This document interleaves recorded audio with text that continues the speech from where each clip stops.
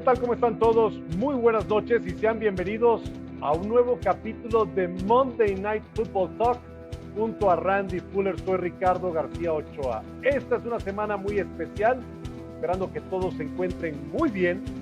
Por el momento, sigamos todos, por favor, cumpliendo con las medidas sanitarias que nos convocan las autoridades de salud a seguir en cada uno de nuestros países. Un fuerte abrazo a todos en América Latina que nos siguen esta noche para nuestro octavo programa de MNF Talk a través de Facebook, que también ustedes pueden disfrutar a través de YouTube. Por favor, permítame dar la bienvenida a mi compañero, un hombre que es una leyenda de la Universidad Estatal de Tennessee, Mr. Randy Fuller. First of all, Randy, I want to say hello to you. How are you doing? And how's the family?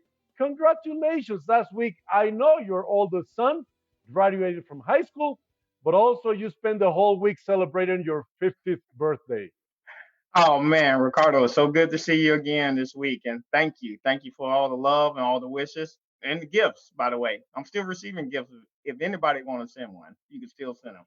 But keep showing off. yeah.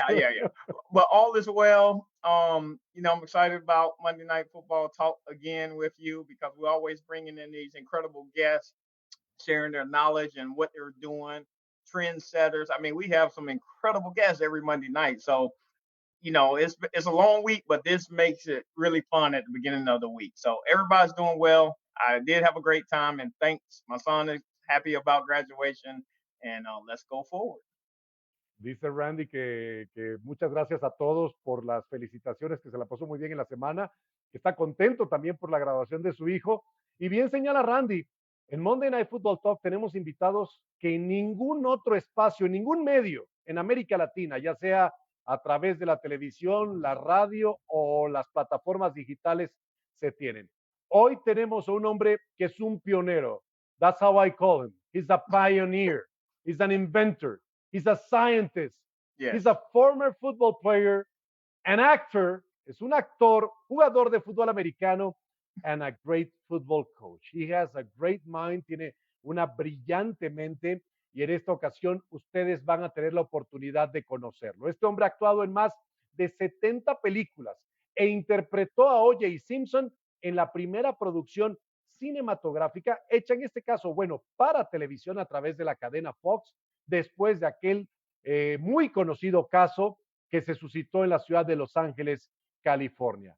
Damas y caballeros, recibamos con un fuerte aplauso a través de esta plataforma virtual de Facebook y de YouTube a una leyenda viviente del coacheo del fútbol americano. Su nombre es conocido en todos los Estados Unidos y ya también trasciende en América Latina. Con ustedes, el coach, my friend, my brother, Coach Bobby Hosea. First of all, Bobby, how are you doing? Welcome to the show. Thanks for taking the time. Gracias por darnos el tiempo y estar con nosotros en Monday Night Football Talk. How are you and yours doing throughout this crazy time we are all living throughout the whole world? Got his mute button on. Please, Bobby, turn on your mic. Yeah, yes.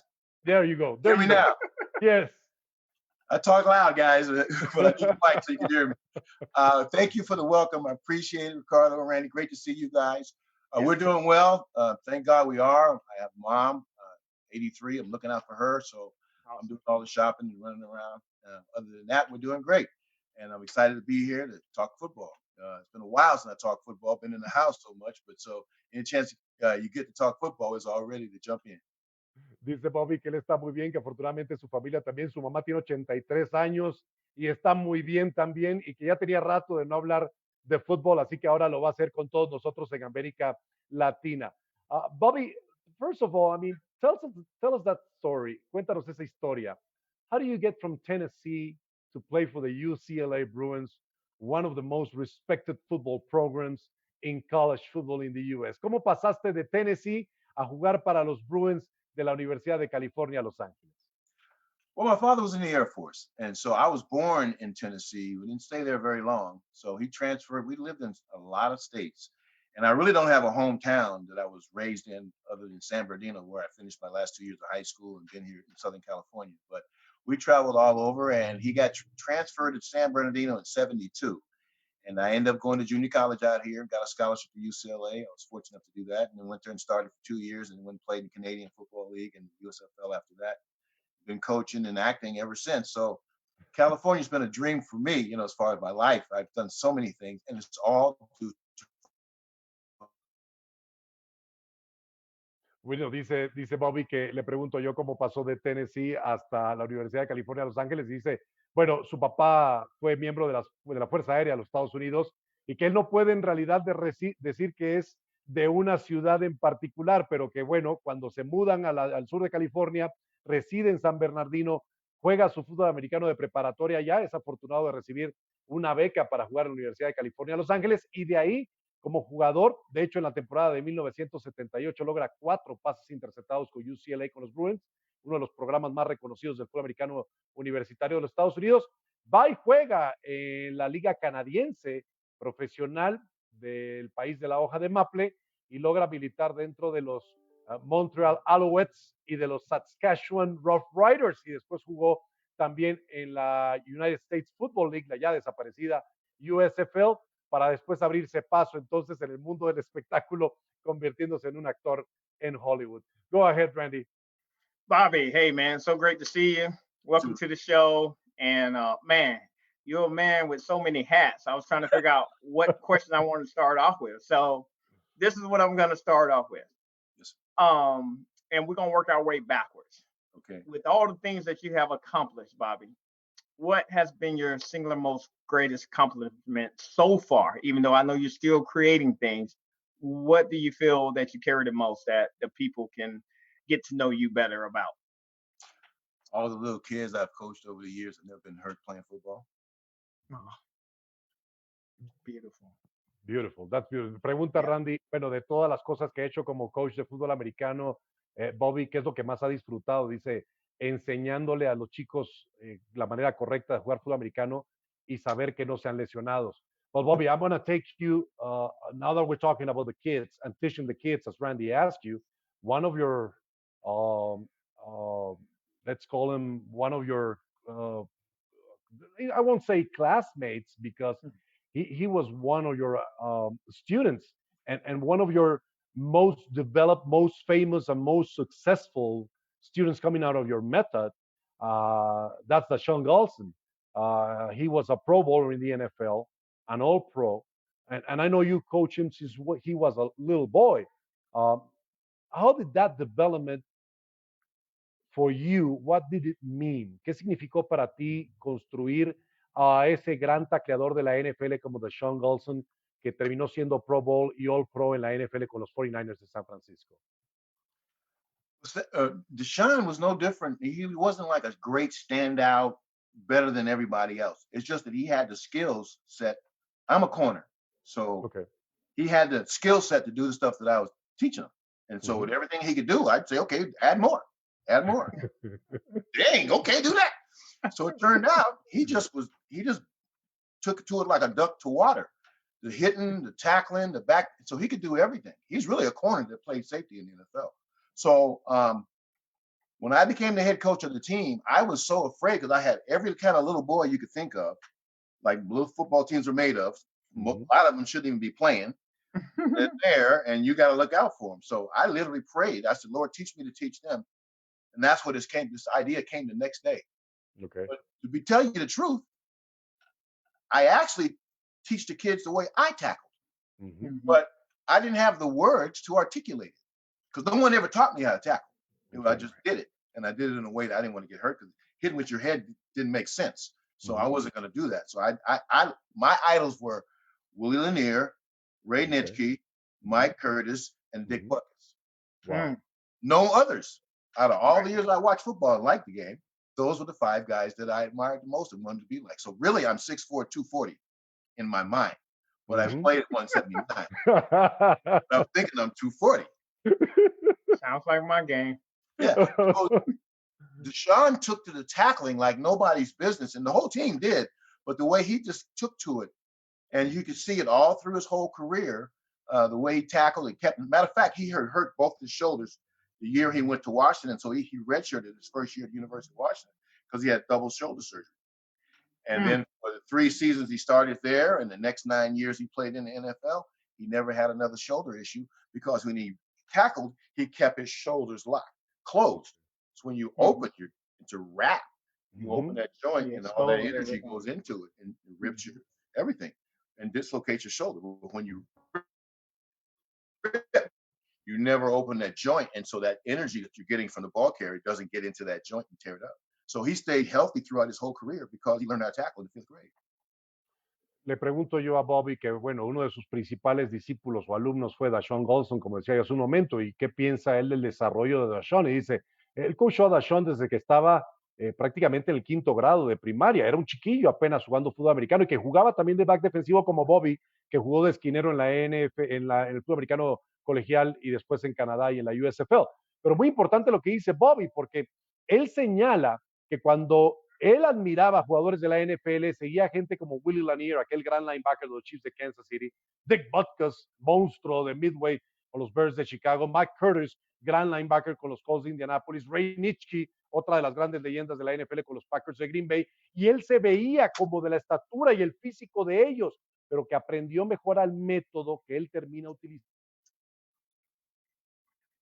y enseñando, aunque en su tiempo como jugador no había quien le explicara, que él no había tampoco, no tenía la manera de enseñar a los jugadores verbalmente cómo hacerlo, porque nadie le había enseñado a él, pero que Dashaun Goldson, cuando llega a la Universidad de Washington, había sufrido cirugías o le habían tenido que practicar cirugías por lesiones sufridas en ambos hombros, y que con este método mejorado, corregido, a levantar entonces los brazos para realizar el tacleo, en lugar de abrir y lastimarse los hombros, evitó que Dashaun Goldson en la NFL sufriera alguna lesión, razón por la cual entonces en su carrera profesional no requirió de cirugías en esos hombros. Let me just take a minute, gentlemen, to say hello to the people who are tuning in. Alejandro Sanchez from Monterrey, he's watching the show. Oscar, Bobby, Randy from Costa Rica, he sends his best to both of you. Ana Luisa Gonzalez from Panama, she's also watching the show. Lily Montañez Garcia in Monterrey, Mexico, she's watching the show. And Daniel Morales, and to all our friends in Legión Fútbol Costa Rica, they are tuning in tonight to watch the show. So, a big time, un agradecimiento a todos ellos. Gracias, saludos por la sintonía y esperemos se estén cuidando bastante también. Go ahead, Randy, your next question for Bobby, please. Yeah, definitely. First, hello to everyone that is watching. Appreciate you guys as always. Next, Bobby. So people, the way this game has been taught on ESPN and the news station is that people expect to see big hits. So that's what they consider tackling is. But how important is it that they truly understand just making a tackle the safe way? How much of a lifeline does that give a player for longevity? And tell us why that's so important to you. Yeah, football is just what you do. It's not who you are. And sometimes you can do it for 15 years if you're blessed. Sometimes you do it for 1. Play 1 year, Pop Warner, that's it. I don't want to play no more. So everybody's different. But the game can do so much for you, but the game can do a lot to harm you as well. So it is important the way you're taught to tackle because it will give you long, because you can see how many former players now, right? You know, many of your friends and former teammates are damaged now, and it's forever because of the way they played. You change the way you play, some of these injuries will never happen. And that's the point. The point is, you can't make something safe unless you know what makes it specifically dangerous. So what is it that causes self-directed head involvement in the tackle? There's 3 things. There's 3 I's that are just intentional, instructional, and inherent. Inherent injuries that involve the helmet, no one can help. 22 people, full speed, falling, diving, jumping, getting pushed, all that. Things can happen. The kind where you drop your head yourself and you initiate contact, that's taught. And it can be untaught as well. And it's through language, which is terminology, drills, and techniques. So what I did in 97, because I just simply didn't want the kids to get hurt, I just, like I said, I prayed. I said, Lord, teach me to teach them. I don't want to see one of them can't get up because of me. Just that simple. And so the system, okay, go ahead. No, go ahead, Bobby. You finish the idea, please. Oh, yeah. So the system that I created keeps the head out of the tackle. So if you understand angle tackle, head across the front. Well, that puts the head in the tackle. Don't teach that. Don't do something different. That's what I did. Form tackle, leading with your shoulder. Well, leading with your shoulders, leading with your head. You don't want to do that. Do something different. Dip and rip. And that's what I did. And so as of doing that, eliminated all the other stuff for angle tackle. You just dip and rip. Well, aquí una pregunta muy importante que le hace Randy a Bobby con relación a la longevidad de los jugadores o el tiempo en el que practican el fútbol americano, pero que también en las televisoras, los domingos, los partidos o los sábados, si es fútbol americano colegial, lo que quieren mostrar y lo que el aficionado quiere ver es esos grandes golpes, esos grandes contactos. Y algo que cita aquí Bobby, y que el fútbol americano no eres tú, sino es lo que tú practicas. Y que es muy importante enseñar la técnica correcta. Y cuando en 1997 él empieza a enseñar a los jugadores a utilizar el rip en lugar de mostrar la corona de la cabeza o del casco, o enseñar el hombro que permite la lesión en el cuello, las cervicales, pues precisamente el evitar hacer eso es lo que le va a permitir a los jugadores poder tener mayor tiempo, durabilidad en el campo, porque hay la lesión que se produce de una mala enseñanza por la técnica de tacleo y a otras que son heredadas por el tiempo también de la práctica del deporte. Pero que el fútbol americano es un deporte que te puede ayudar a hacer muchas cosas positivas, pero también te puede causar daños si no lo practicas correctamente. I want to go back to 1997, Bobby, because a lot of our fans, muchos de los que nos están viendo esta noche, Bobby, vieron la película La Verdad Oculta. Many of the fans that are watching tonight the show, they already seen that movie Concussion. And they know the story about Dr. Bennett Omalu and how he discovered CTE, cómo él encontró el Dr. Bennett Omalu, la encefalopatía traumática crónica en la cabeza de Mike Webster, legendario centro de los Steelers de Pittsburgh. But you knew about concussions before Bennett Omalu talked about, and the NFL about CTE. So how did you find that out? And if back then you felt that there was any resistance to what you were doing and trying to teach players how to tackle, si se enfrentaste alguna resistencia del fútbol americano por lo que tú querías enseñar la técnica correcta del tacleo, Bobby. Well, I saw that the way it was taught was dangerous. Okay. And so in 2006, I've been an actor for 40 years. So I wasn't really gratified. I felt like I wasn't doing enough. Okay. So I prayed. I said, Lord, what do I do best? Answer was communicate with young people. What do I know best? So tackling, the gift that I gave you. I'm like, yeah, that's right. Nobody knows how to tackle. I'm gonna go around like Johnny Appleseed and teach everybody how to tackle. For real. So I go online and just looking for equipment. Concussions pop up. Paralysis pop up. Deaths pop up. The fire goes off under me. Oh my God. Why are they getting hurt? They need to know. I gotta go out and tell the world. I was like a little kid. I was like, I gotta go tell everybody. I was like Chicken Little. I gotta go tell everybody. I gotta go tell everybody. And then things started happening that I didn't. USA Football calls me out of the blue. Bobby, we got a problem with this tackling. I want you to look at it. I said, okay. I don't know why they called me. I knew the coach who called me, who's now the CEO, but I hadn't talked to him since 76. Wow. I don't know how he knew about me. So I said, send me what you got. So what they had in it was everything that I know that causes injury over the years since I've been coaching little kids, 97. And so I tore it up and threw it in the trash. That's why everybody's getting hurt. No wonder. So I have a 12-step tackle progression. I'm an actor, so every scene has a beginning, middle, and an end. Well, a tackle has a beginning, a middle, and an end. So what are the important aspects of that tackle to where you start it and you finish it and you don't hit with your head, nor you don't expose it? There's 12 steps. Let me just translate this, Bobby, because this is getting very interesting. Okay, deep. Yeah.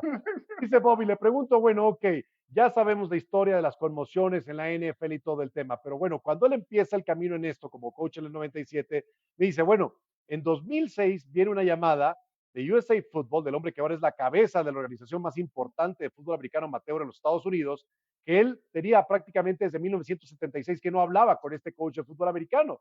Lo busca él, después de una carrera exitosa. Bobby Hosea ha salido, les decía yo, la película de OJ Simpson, pero ha trabajado también con Will Smith en Independence Day, ha hecho muchísimas películas y series de televisión a lo largo de los años. Y dice, bueno, me busca a mí, me pregunta que qué podemos hacer para mejorar este tema con la cantidad de lesiones que están produciendo y conmociones, lesiones cervicales y parálisis en el fútbol americano juvenil en los Estados Unidos. Y Bobby le dice, bueno, mándame videos, déjame ver qué podemos detectar. Y lo primero que detecta era que los jugadores estaban exponiendo la corona de su cabeza y también el cuello, por eso las lesiones.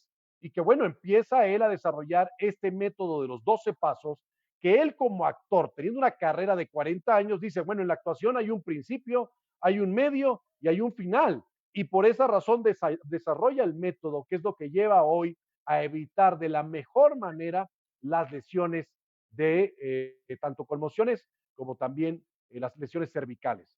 Razón por la cual el método de Bobby Hosea está patentado y está respetado y seguido en los Estados Unidos y a través, Randy, I'm sure you want to go this way with Bobby, this is why Gridiron Heroes was created, and this is why we're trying to promote throughout Latin America the safest way to tackle through what Bobby has taught all of us.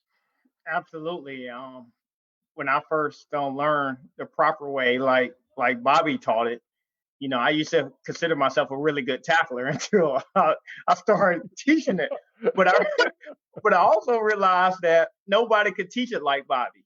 I watched Bobby's video countless of times, and I'm like, man, he's passionate about it, and he's educated about it, and he's deliberate of every little detail about doing it. And that's what I love about using Bobby's technique. With Bobby, I want to say congratulations, because I hear that you're actually going to be teaching this I'm a professor. university. So please elaborate to us about that opportunity. Well, it's not the university, but it's an institution of higher learning. It's a junior college, San Bernardino Valley College. That's and it was the first. It's so funny, Ricardo. When we first moved to San Bernardino, I look out the window back of the car, and I see a sign that says San Bernardino Valley College. I said, "They got a college down here? Really?" Who knew I ended up going there? And that's where I coached my first ever coaching in 1982. We went 11-0, led the state in interceptions. Then I went and played for the LA Express. Never coached again until my little son said, "Daddy, can I play football?" Mm-hmm. But now I'm back at Valley College. So what was that question again? So Randy, tell us about that opportunity and what it's going to look like in the classroom of delivering this to the students. Yeah, I was so proud that these are educators, that they said yes, because this is what the course is. If you take my class, both of you guys, you can readily identify, eliminate, and replace the physical mechanisms, the tackling terminology, the tackling drills, and tackling techniques that lead directly to crown first impact or helmet exposure to contact while you're in the act of making a form tackle or angle tackle. Those are the two tackles that cause all the harm.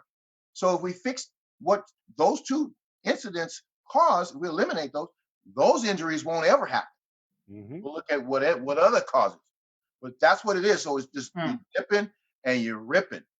And so, but the journey I thought everybody would be happy. I thought I discovered fire. I did. And I thought everybody would be like, yeah, man, we can cook this food. We can warm up. It's great. But it didn't happen like that. There are actually people that are against what I do. And I didn't understand that. And I didn't understand that at all. So when I donated 6 of my steps to USA Football to create Heads Up, they ironically chose 5, and they left out the most important one. How you start is the most important part, because it dictates how you finish. If you don't have that, then the rest of it is meaningless.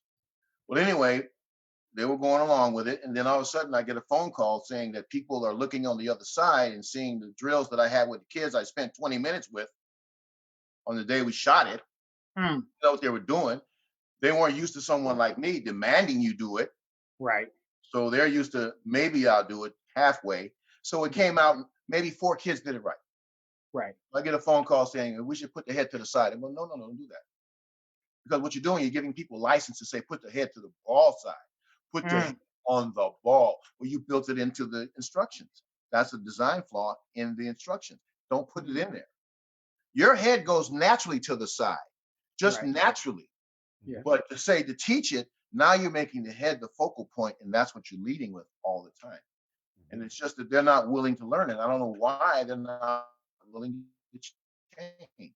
So I stopped worrying about that. So I got to work. I founded a women's tackle football team. I coach everywhere I can coach, I can train. And so I sent you that link to my Bobcat women's tackle. You can actually watch them. And we actually played a game in Las Vegas where the ref called me to the hash mark and said, Coach, we got a problem. I go, what is it, ref? He goes, well, the girls in blue are saying your girls in the red are hitting them too hard. And I was like, ref, that's going to be a problem the whole game. And he goes, yes. And he gives me 2 thumbs up. And I go, okay. And I leave the field. But we tackle for real. We're not playing powder puff.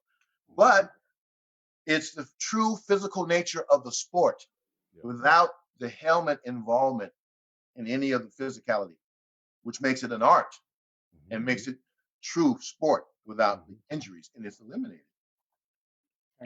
Le pregunta Randy a Bobby que ahora se convierte en un profesor en un salón de clases que va a enseñar dentro de San Bernardino College la técnica correcta de tacleo, porque eso también es importante para la salud y es dentro de un programa de acondicionamiento físico. Y Bobby le comenta a Randy que cuando él llega a esa zona de San Bernardino ni siquiera sabía que había un college, pero que bueno, ahora, después de tantos años, porque en 1982 fue coach ahí, llevó al equipo a 11 victorias, a ser líderes sin pases interceptados en el estado de California y que ahora regresa al salón de clases para enseñarles. Pero que hay una parte muy importante.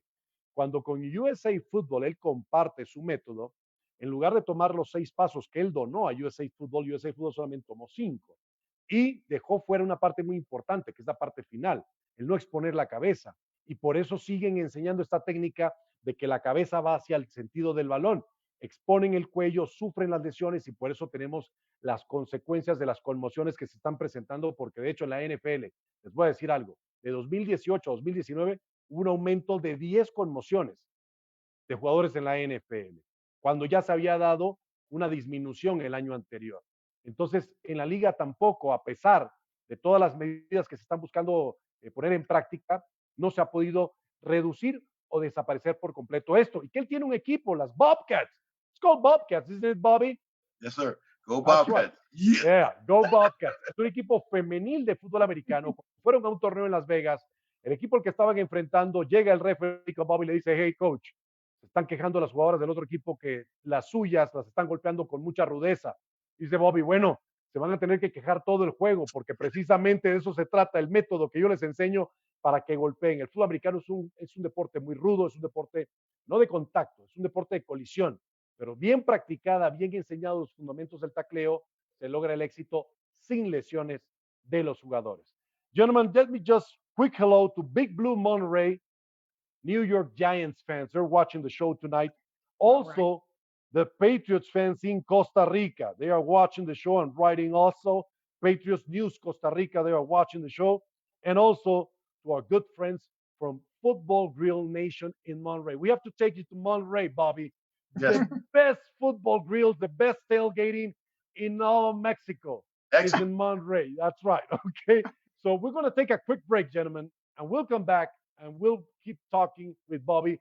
Vamos a hacer una pausa de nuestro muy querido patrocinador, el mejor mezcal en la República Mexicana y en el mundo, la leyenda, y regresamos para seguir conversando con el coach, actor, pionero, Bobby Hosea, junto a Randy Fuller. Soy Ricardo García y esto es Monday Night Football Talk. Ya volvemos.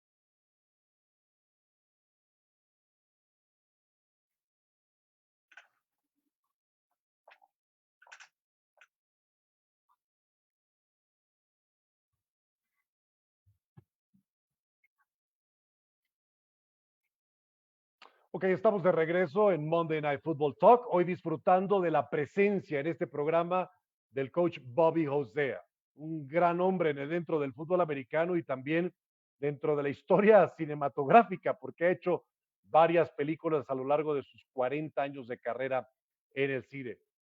Randy, let me go next. No? Go ahead, man. Okay, Hey, after the this floor is all talk, yours. I don't want to leave the acting part out of Right. this because I'm getting a lot, we're getting a lot of questions, Bobby. Estamos recibiendo muchas preguntas acerca de tu carrera actoral. Aldo Morales desde Monterrey, James Jersey también desde Football Green Nation en Monterrey, Jaime Castillo Campos desde Costa Rica envía saludos, Alejandro Sánchez also, he's watching the show from Monterrey. But I want to ask you, Bobby, about that acting career. A few weeks ago, we had another Mexican, former Mexican former football, college football player that is now an actor. Excellent. Okay, his name is Raúl Torres. So you are our second actor, but I mean, you have a very long, outstanding career, and we want to talk about that also in this show. So tell us about how did you get that role to play? How can we describe one of the most famous cases in the history of sports and the community and the media, which was the OJ Simpson trial? You played OJ Simpson, and he's a Hall of Famer now. We all know that. But how did you get that role? And what did it mean to you to portray such a complex character as OJ Simpson? ¿Qué significó para ti? Well, as a kid, I would watch television. Okay. And I would say I could do that. Whatever I was watching, I can do that. But never in my wildest dream I ever thought I'd have the opportunity. And it wasn't something that I sought. I never thought I'd be an actor. I'm dyslexic. So I read backwards as a little kid. So I couldn't read. So I was in special reading. So I had very low self-esteem. Okay. And in ninth grade, I got a first down on 4th and 1, and we ended up winning the game. And that was the first time I felt good about myself since 3rd grade when I realized I couldn't read. And so football became my feel good about Bobby. So I excelled in it. So I got really good in it. And then I got blessed and I got a scholarship to UCLA. So I'm at Security Pacific Bank in Westwood at the time. I don't know if I was depositing $550 or getting out $250. But because we had no money. But Mark Harmon, who's CSI now, is a CSI, one of those C's. And he comes in. NCIS. Yes, he was our color commentator. He was a former Bruin quarterback, wore number 7. I didn't know that he wore number 7, but I knew he was our color commentator. So he sees me and says, "Hey, Bobby, have you called those people yet?" And I'm like, "No." And as if he never asked me about it. So anyway, I'm about to leave, and he goes, "Hey, let me give you the number again," and ask for Pat, and that I told you to call her. Mm-hmm. I said, "Okay." The only reason I called him was because I knew I'd see him again. That's the only reason I called him. Turned out it was a commercial agent. I called him. I went down. I got an interview. They said they're going to send me out. I said, "I'll come back in a year when I'm done playing football." She deflated like a balloon. Like, oh my God. And so I came back a year later. First audition, I got it. And then I said, "Man, this was easy. I'll do this when I grow up." Right. So then I started doing commercials. I did like 250 national television commercials. Wow. Then I started studying. I started getting sitcoms. I got Benson. I got, Living Single. I started getting all these shows. I was working. And Randy, after every show, when they would say, "Rap, let's tell Bobby, good job," I would always have what I call the post-production blues. I'm like, will they ever find out I don't really know what I'm doing? And I won't ever forget? Because really, to be honest, what carries me is that I want to play. And so if you listen to the coach in the meeting and you do it in practice, you play on Saturday. Yes, that's absolutely. how I found to follow direction, and it carried over to acting as well. Wow. Okay, we heard that same story, Randy. You remember from Raúl, that actor, former football player that we had a couple of weeks ago. El actor Raúl Torres que tuvimos en el programa decía lo mismo, que las similitudes entre el fútbol americano y la actuación están basadas en el seguir indicaciones, en el seguir órdenes. Le pregunto precisamente a Bobby cómo se presenta ese papel de OJ Simpson y lo que significó para él. Y él dice, bueno, primero que nada, Mark Harmon, que muchos de ustedes conocen por la serie NCIS, era el quarterback de UCLA. Su padre también una gran figura dentro del mundo de del fútbol americano y su madre, si mal no recuerdo, también en la actuación. Entonces, Mark Harmon le dice a Bobby, hey, toma ese número que te pasé, llama a ese teléfono porque te quieren hacer un casting.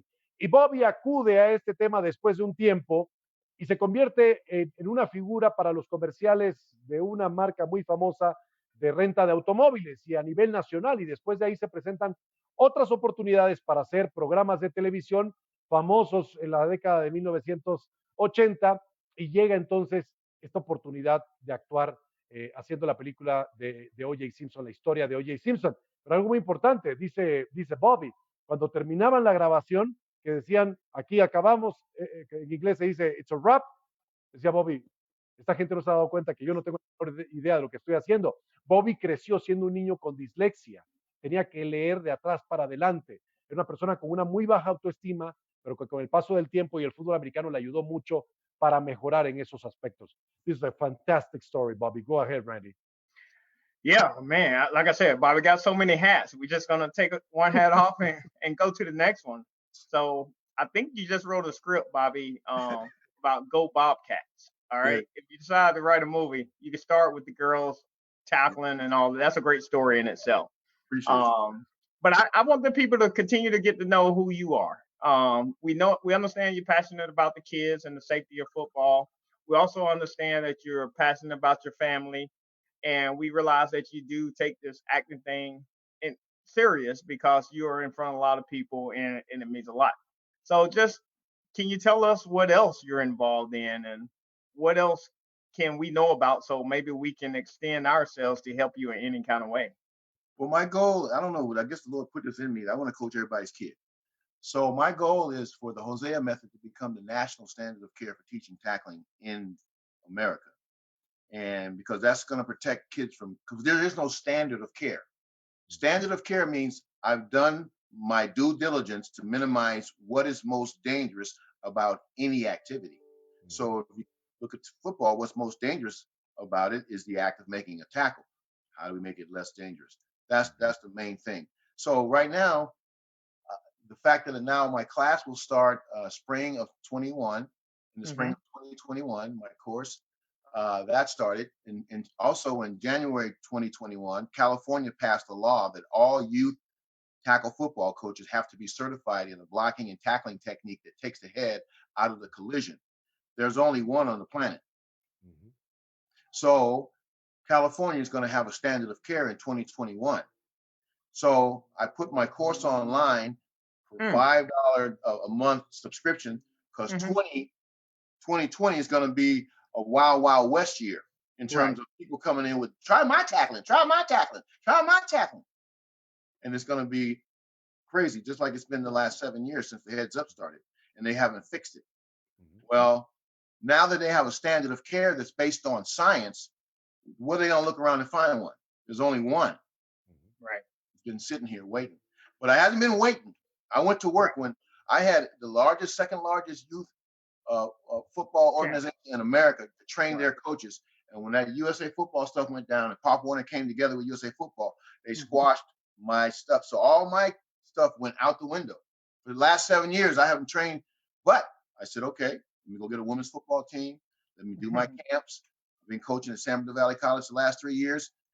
Ironically, our head coach is a genius offensively.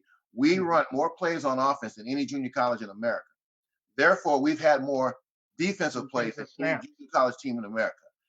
Therefore, we've had the least amount of concussions than any junior college football team in America. And I would dare to say any football team anywhere in the world. Because we don't hit with our head. We don't get concussion. I think we probably had 3 that I know of. When I say concussion, I'm talking about a self-directed, the one that you did yourself. Falling down, hitting your head on the ground, somebody hitting you upside the head with a forearm. That stuff happens. You get a concussion. I'm talking about a self-directed. Absolutely. Le pregunta Randy a Bobby que, bueno, ¿cómo pudiéramos nosotros apoyar lo que él está haciendo ahora? Un hombre que ha hecho tantas cosas en diferentes campos, ¿qué es lo que procura hacer ahora? Y menciona algo muy importante, el estado de California ya pasó una legislación para que se utilice un método dentro del fútbol americano de tacleo que sea un estándar de cuidado para los jugadores. Y ese es el único método que existe en el mundo, es el que tiene Bobby Hosea y es el que el estado de California avala. Y seguramente en un futuro muy próximo otros estados van a estar aplicando lo mismo, razón por la cual Bobby ha continuado en su programa de enseñanza y de formación de los jugadores con una técnica correcta de tacleo. Pero ¿qué pasa? Llegó un momento en el que USA Football y Pop Warner se asociaron, dos organismos que rigen el fútbol americano amateur en Estados Unidos, pero que al mismo tiempo han estado enfrentando inclusive demandas de padres de familia por la cantidad de lesiones sufridas. Así que para el año 2021, obviamente se van a tener que aplicar estas condiciones del estándar de cuidado que menciona Bobby Hosea y que parece que por lo pronto en el año 2020 todo el mundo propone contar con el método perfecto de tacleo. Pero lo que él ha enseñado hasta el momento dentro de su programa de fútbol americano de Junior College son el equipo que menos jugadas defensivas tiene en toda la nación en esa categoría y que menos conmociones han sufrido. Menciona él que la temporada pasada solamente sufrieron 3 y que fueron por golpes que, como ocurren en el fútbol americano, un antebrazo, un costado de la cabeza, un golpe por detrás de la nuca, cuando caen los jugadores chocando con el campo, pero ninguna de las conmociones por direccionar el casco o la cabeza hacia el cuerpo del oponente. Bobby, this is just a fantastic story because we had a long talk a few days ago, you and I, Yes, and I was telling you about what goes on in Latin America.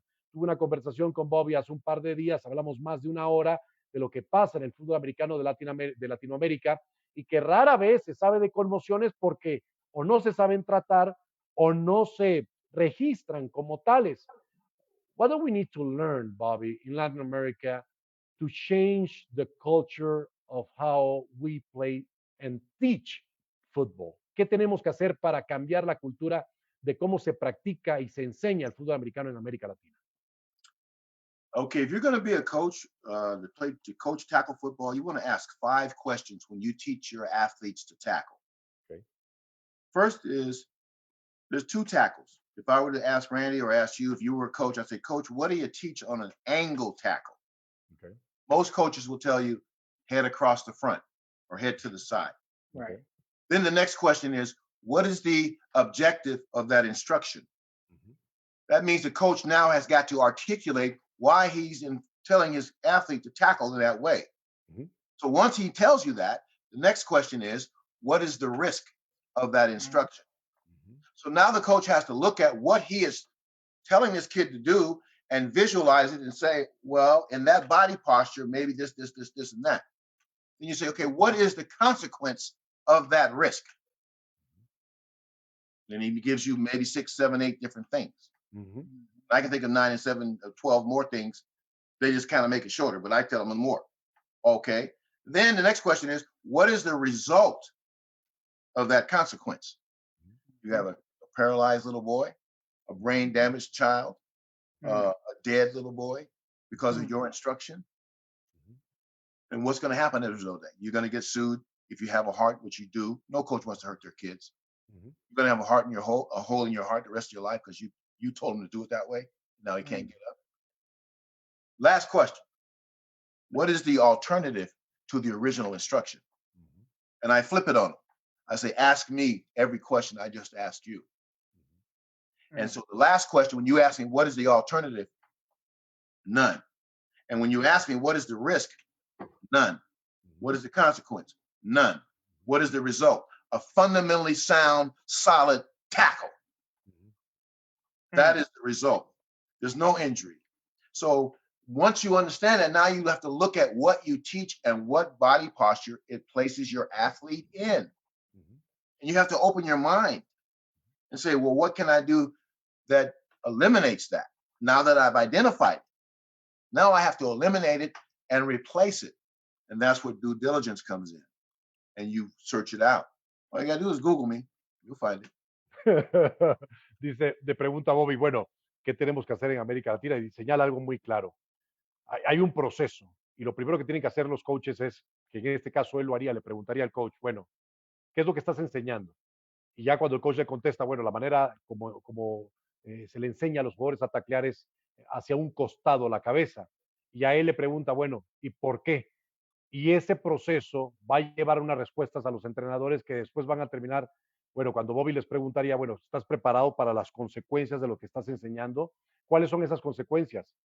Una conmoción, una parálisis, el fallecimiento de un jugador. ¿Estás dispuesto a tú vivir en tu vida con ese vacío en el corazón porque un jugador tuyo sufrió un daño, muchas veces irreparable, producto de lo que tú le enseñaste? Y cuando llegan a la última pregunta es si existe una alternativa para eso que estás enseñando. Y que muy seguramente muchos coaches dirán, no, no hay ninguna alternativa. Bueno, precisamente es lo que Bobby les va a enseñar.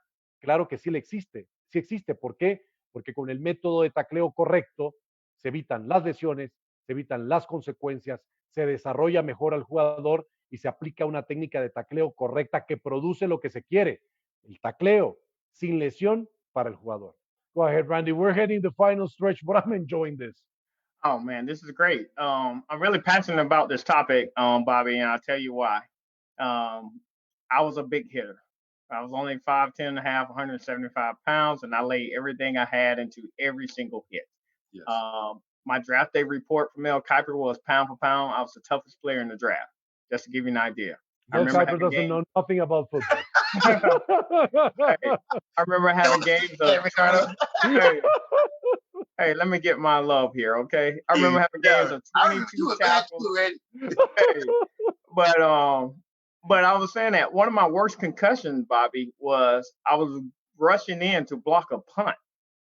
And as I raised both of my hands up to block the punt, I missed the ball, but the punter leg came up and snapped my head back. And I was laid out completely cold. And I just remember laying there thinking that I didn't know whether I was going to be able to remember what I did, the week before. I remember thinking that as I was laying there. And I remember my brain kind of shaking. And I was just wondering if it was going to line back up. It was one of the scariest moments that I ever had playing the game. And believe it or not, I went to the locker room and I ended up coming back out and I still finished playing the game. But that night, my wife was standing on the other side of the room looking at me.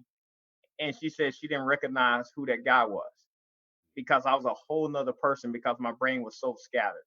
So I think that's why I'm so passionate about it. And I just really want you to know that we appreciate what you're doing to make this game safer because Friday night football, we all love it. Saturday afternoon football, we all love it. Sunday morning, noon, and night, we all love it. And we can't enjoy it without it being safe. So I really just wanted to make a statement to let you know that we thank you for what you're doing and anything we can do. We're definitely here to help you.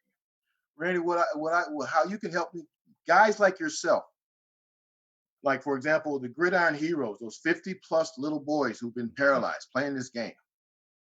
Okay, I have the words to play by a 12-step tackle progression, 12 words. Each of those little boys did something that got them where they are. Yes. And if they were able to articulate what it was they did in that moment and where their head was in that moment, they took that last hit. What was the instruction in their mind? What coach had told them? It's not blaming to get blame coach or sue coach. No, we have to get educated. We have to fix this. It's not about blame. It's about recognition and identifying. Because right now, I don't want the children from Panama to come to America to play tackle football and the same thing happened to them that's happening to our children right now. It's got to be better. Let's fix it. Don't send those babies up here looking to get fame and fortune. Most people don't get fame and fortune playing tackle football, right? The game doesn't love anybody, and it turns and spits us all out. Eventually, Father Time will take all your talent, or you might get injured, or you just might not be good enough.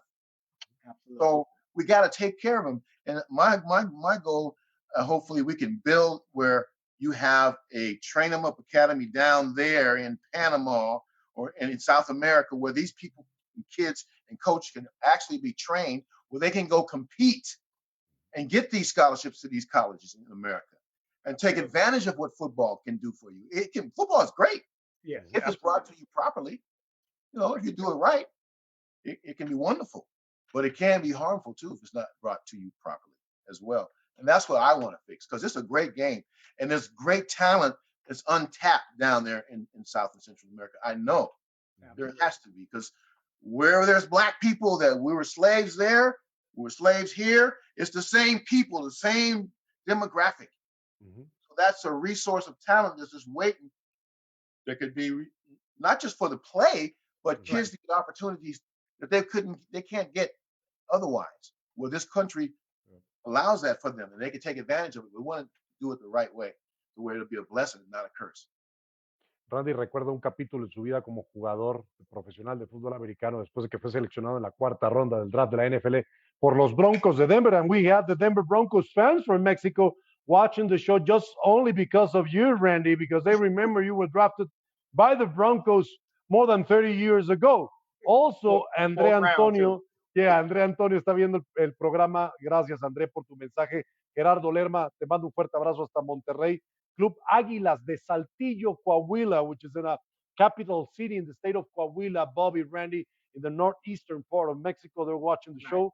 Alejandro Franco is also watching the show. He's from there too. So, gracias a todos por comunicarse con nosotros y estar al pendiente del programa. Pero muy importante lo que menciona Randy, que Mel Kiper, este conocido analista del draft de la NFL, decía que Randy, libra por libra, era uno de los mejores golpeadores antes de entrar a la liga, pero él recuerda un capítulo en el que recibe una patada prácticamente en el mentón y que el cerebro terminó conmocionado, fue al vestidor, regresó al partido, pero que esa misma noche su esposa no lo reconocía, era una persona diferente. Y lo que dice Bobby es que lo que él quiere es cambiar esto. El fútbol americano es un gran deporte, magnífico, te puede brindar grandes oportunidades, pero tiene que ser enseñado de la manera correcta. Se trata de reconocer y de identificar, no de culpar, no de demandar a los entrenadores que lo enseñan de la forma incorrecta en cuanto a las técnicas de tacleo, y que es muy importante para todos nuestros jugadores en América Latina, en México, en Costa Rica, en Panamá, en Sudamérica. Si aspiran algún día a jugar fútbol americano a nivel universitario en los Estados Unidos o profesional, que dicen muy claro, Bobby, no todo el mundo alcanza esa fama y la fortuna, pero que se le puede sacar provecho a través de una beca deportiva para jugar fútbol americano, a obtener una carrera universitaria. Bobby, I also want to take the time. We've talked a lot about football and concussions and the proper way of tackling, about your career, the way you teach. But it's time to also, take time out and look at football and how, by the way, I almost chopped my finger today before the show. So that's why I'm wearing this. Yeah. But fortunately, I'm okay. I'm okay. So don't worry about it. Okay. Talk about concussions. I have to talk about almost losing the tip of my finger. Okay. Una lesión que sufrí, pero bueno, estoy bien. Pero quiero aprovechar para preguntarle a Bobby que en esto del fútbol americano el tiempo pasa muy rápido y que vale la pena muchas veces hacer una pausa y analizar. When you're teaching players, Bobby, you think you go back to when you played and how your coaches influence in you, how to play the game with passion, how to commit the values that football teaches us. Do you go back and search inside of you and try to give your best once you're teaching your kids? ¿Cómo compartes ese conocimiento, esa experiencia, esa vivencia de los valores que el fútbol americano te da una vez eres un coach? Because time flies, Bobby and Randy, and all of a sudden you went on from being a player to now being a coach, to being a father, to being a grandfather. And football has this great capacity of uniting the families. And once we go to a stadium, we see the grandmother, the aunt, the uncle, the father, the mother. I mean, the whole family is there. I mean, how do you search inside yourself before you teach a youngster how to play properly the game? Well, I have a saying. There's only two people here, you and me. Yep. And there's 40 other little kids and me. So when I'm talking, I say, when I'm talking, who am I talking to? And everybody has to say me, because what I'm teaching him, you can learn from him. Mm-hmm. So when I have my lines, I don't have people in the back of the line. I have the line going along the side of the drill. So these two guys jump in, they go, everybody can see, and they can learn what I instruct them and say, hey, do this, do this, do this. And these guys, rather than back there in the back of the line laughing and playing and giggling and not getting that, So I fixed that. So there's ways we have to get better in our teaching, in the ways we teach. Don't have kids in the back of the line. Have them where they can see. But what it comes down to is each individual. It's each kid. It's every kid is different. And I haven't had a day yet where I couldn't get them. They didn't go home without knowing what to do. And I get kids out there 7 years old. They shouldn't be out there, but some of their dads want their kids to be, like they were. Third string on JVs from the ninth grade. Nobody knows that but them. But to hear them tell it, they were all pro. But they want their little kid to play. But that little kid, he's not emotionally ready for football. But Right. they're there, and they're putting them in Vietnam, is what I call it. And they don't know they're sending that little boy to Vietnam, and they don't know what the trip wires are out on that little green piece of grass. Mhm. And the coaches may be giving them trip wires too, that they don't even know that they're giving them. So each kid has to know how to protect themselves. They have to know the value of what they do. They're in charge of their body. And once they understand that how it works, that I'm in control of it, then there goes all the fear. They're no longer afraid of getting hurt because they know how it happens. And they know, put my head there or doing this, doing that, that'll get me hurt. Doing this, I'll be fine. So I teach the kids how to protect themselves from their coaches because there's no standard of care to teach the coaches. It's really funny how everybody wants to know the passing game. They're ready to go learn all this stuff from D1 division college coaches that they can't teach these 12-year-old kids, but they're not willing to learn how to teach them to tackle safer. I don't understand that. Right. Because football coaches are not about championships. They're about getting this kid through this period in his life without any ill effects. So go away loving the game, feeling good, and if they have the talent and desire to go on, good. But just get them through this period of their life without any problems. That's a coach's job, and the only job. That's the message I wanted coaches all over Latin America to hear from you. And you hit the nail right in the head, Bobby, because it's a fight that's been going on for many years. Lo que acaba de decir Bobby está más que claro. El problema que tenemos con muchos coaches en América Latina es que quieren aprender del juego aéreo, quieren aprender del bloqueo de zona, quieren aprender de la cobertura 3, de la cobertura 4, pero nunca se toman el tiempo para enseñar correctamente la técnica de tacleo. Se trata de empoderar al jugador, sin importar la edad que tenga, pero que entienda si sufre una lesión, por qué la sufrió, que le pierda miedo al juego, porque el fútbol americano es un deporte fantástico. Si puedes tú y tienes las habilidades para alcanzar, convertirte en un jugador universitario a través de una beca deportiva, excelente, pero no todo el mundo llega a eso y que hay algunos padres de familia que quieren ver a sus hijos a los 7 años en el campo practicando este deporte y que no les enseñan correctamente los coaches la técnica de los fundamentos, de cómo aplicarlo. Y algo que dice Bobby es, yo pongo a los jugadores en 2 líneas de frente a mí, nada de que estén atrás, pero tengo que enseñar a los coaches también para que le enseñen la manera correcta a los jugadores de cómo practicar este deporte. Just final minutes, Randy, close this interview and this show with a big bang with Bobby. Come on. Yeah. I definitely got one more great one, I feel. Bobby, I feel like the technique that you're teaching can, when I grew up, they say you can't teach a guy to have heart. Because when it comes to tackling, you got to have heart. And I got to believe that if you're taught properly, even the guys who are heartless will have heart when it comes to tackling. Because when I came along, my coach used to say you have to teach passive tackling.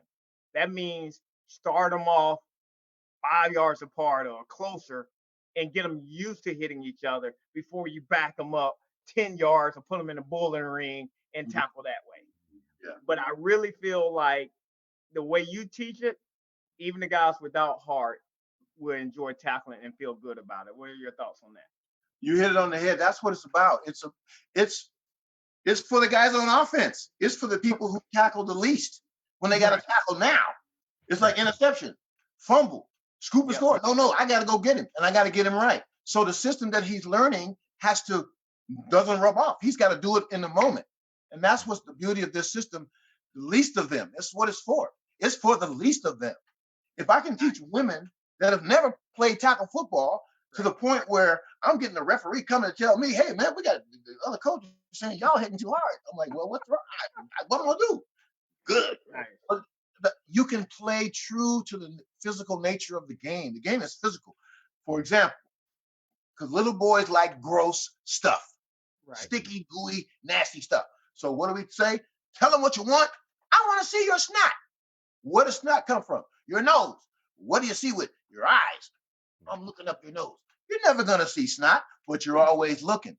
You know, when you were 7, 8 years old, gooey, sticky stuff, all of us were like that, right? Frog guts, all kinds of mess. So I use whatever I can to get these little kids not afraid.